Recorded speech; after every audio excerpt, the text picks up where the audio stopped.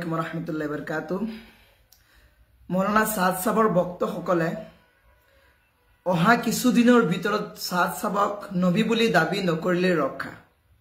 मौलाना साद साहबर भक्त सकলৰ মাজত কিছুমান ভক্ত ইমান গুমৰা আছে বুলি মানুহে কেতিয়াও ভবাটো দূৰৰ কথা কল্পনাও কৰা নাছিলে মই কিয় কৈছো কথাবোৰ আৰু কিয় এই প্ৰসংগ আনিছো আপোনালোকে যদি ভিডিওটো চাই নিশ্চয় কথাখিনি গম পাব মই আশা কৰিম আপোনালোকে ভিডিওটো শেয়াৰ কৰিব যাতে মানুহ এনেবোৰ গুমৰাহিৰ পৰা বিৰত থাকে বা বাচিবলৈ সুবিধা পায় সাদ সাহবৰ কিছু ভক্ত সকলৰ মাজত তেওঁলোকৰ তবলিগৰ হৈ এখন কিতাপ প্ৰকাশ কৰিছে কিতাপখনৰ নাম হৈছে ইমাৰাতু হিয়া সুন্নাহ কিতাপখন হৈছে ইমাৰাতু হিয়া সুন্নাহ এই কিতাপখনত উল্লেখ কৰিছে সাদ সাহব বৰ্তমান যুগৰ মাজত বিশ্বৰ ভিতৰত আটাইতকৈ ডাঙৰ আৰু মাসলা মাসাইলৰ ওপৰত সমাধান দিয়া ব্যক্তি যদি কোনো মানুহে তেওঁৰ কথা বা তেওঁৰ ফয়সালা নামানে তেতিয়া তেওঁৰ ওপৰত ওয়াজিবুল কতল হুকুম লগোৱা হৈছে ওয়াজিবুল কতল কি যদি সাদ সাহবৰ কথা বা হুকুম নিৰ্দেশনা বা মাসাইলৰ সমাধান যদি কোনোৱে নামানে তেতিয়া তেওঁক কাতল কৰাটো ওয়াজিব মানে বাধ্যতামূলক অনিবাৰ্য কাতল কৰিবই লাগিব কিমান গুমৰাহী আল্লাহৰ হুকুমৰ ভিতৰত আটাইতকৈ ডাঙৰ হুকুম হৈছে নামাজ ফৰজ আৰু সেই ফৰজ কোনোবাই তৰক কৰিলে ইমান ডাঙৰ হুকুম আহা নাই যে ওয়াজিবুল কাতল কিন্তু এজন সাধাৰণ ব্যক্তি মৌলানা সাদ সাহব তেওঁৰ কথা নামানিলে কোৱা হৈছে ওয়াজিবুল কাতল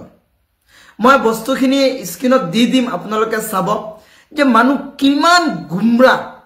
কিমান গুমৰা আৰু পদভ্ৰষ্ট হলে এনেকুৱা কথা ক'ব পাৰে এই কিতাপখন ইতিমধ্যে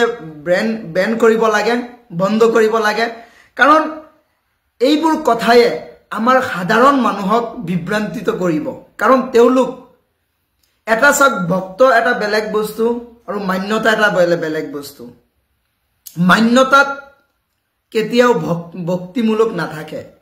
যিসকল ভক্ত হৈ গেছে তেওঁলোকে সাদ সাহব বা যিকোনো মানুহৰ ভক্ত হলে সকলোবোৰ বস্তু তেওঁৰ কাণত তেওঁৰ সন্মুখত ভালেই লাগিব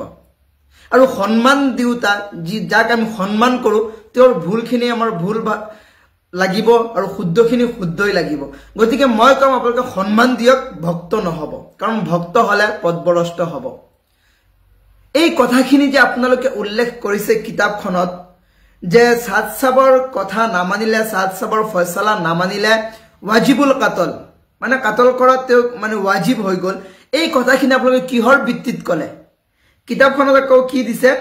যে কিতাপখন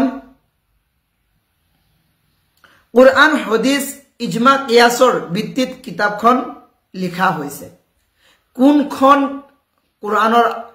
আয়াত কোন হাদিসৰ মফহুমত বা কোন ইজমা আৰু কোন কিয়াসৰ ভিত্তিত আপোনালোকে এই কথাখিনি উল্লেখ কৰিব পাৰিছে বা এই কথাখিনি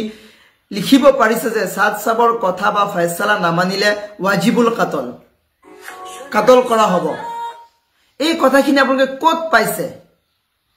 গতিকে এইবোৰ গুমৰাহী আৰু যিসকলে কিতাপ লিখিছে আৰু প্ৰকাশ কৰিছে আপোনালোক তওবা কৰক আপোনালোকে ভিডিওটো শেয়াৰ কৰি দিব যাতে আমাৰ এই সাধাৰণ পাব্লিক উম্মতে মুহাম্মাদিয়া যাতে বিভ্ৰান্তিত নপৰে আৰু তেওঁলোক যাতে পদভ্ৰষ্ট নহয় মই এটো কাৰণে ভিডিওটো বনাইছো যাতে কৰি এই এটা বিভ্ৰান্তিকৰ সৃষ্টিৰ মাজেদি গৈ যাতে আমাৰ সাধাৰণ পাব্লিক সাধাৰণ মানুহ যাতে মানে গুমৰা পদভ্ৰষ্ট নহয় কাৰণ সাদ সাহবৰ নাম লৈ কিমান এটা গুমৰাহী আৰু পদভ্ৰষ্টতা মানে বিয়পাই আছে দেশত